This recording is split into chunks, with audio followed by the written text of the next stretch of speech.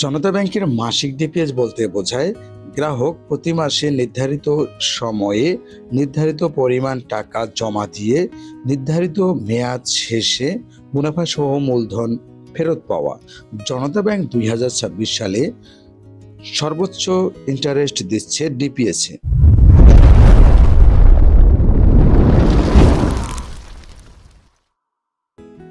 জনতা bank বিভিন্ন মেয়াদে DPS provide করে থাকে, তবে জনতা ব্যাংকের মাসিক ডিপিএস স্কিমটি 5 বছর ও 10 বছর মেয়াদ। সরকারি ব্যাংকগুলোর মধ্যে জনতা ব্যাংক ডিপিএস এর সর্বোচ্চ ইন্টারেস্ট রেট দিচ্ছে, যা 10% চক্রবৃদ্ধি হারে। জনতা ব্যাংক ডিপিএস এ আকর্ষণীয় ইন্টারেস্ট দেওয়ার পাশাপাশি গ্রাহকের জরুরি প্রয়োজনে ডিপিএস এ জমাকৃত টাকার বিপরীতে লোন সুবিধা প্রদান করে থাকে। এই লোনের মেয়াদ হয়ে থাকে 1 বছর। গ্রাহক চাইলে মাসিক অথবা এককালীন পরিশোধের সুবিধা পাবে। জনতা ব্যাংকের আকর্ষণীয় মাসিক ডিপিএস স্কিমটি মাসের যে কোনো তারিখে খোলা ও কিস্তি জমা করা যায়। অনলাইনে কিস্তি জমার ক্ষেত্রে কোনো চার্জ নেই। আবগারি শুল্ক এবং ট্যাক্স ব্যতীত কোনো চার্জ নেওয়া হয় না এই ডিপিএস স্কিমটিতে। আসুন জেনে নেই জনতা ব্যাংকের আকর্ষণীয় এই স্কিমটিতে মেয়াদ শেষে আপনি মুনাফা সহ কত টাকা ফেরত পাবেন।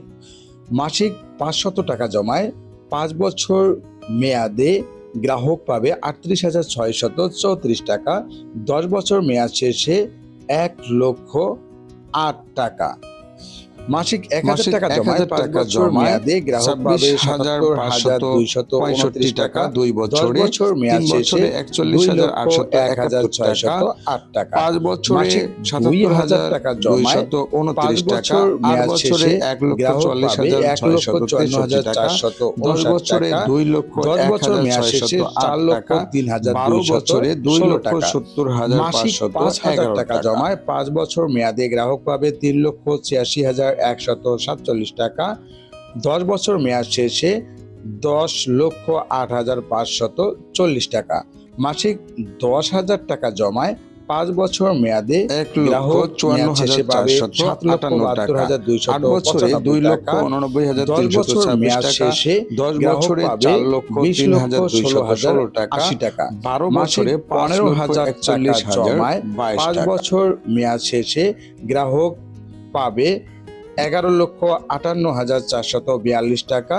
10 বছর মেয়াদ শেষে গ্রাহক পাবে 30,24,126 টাকা।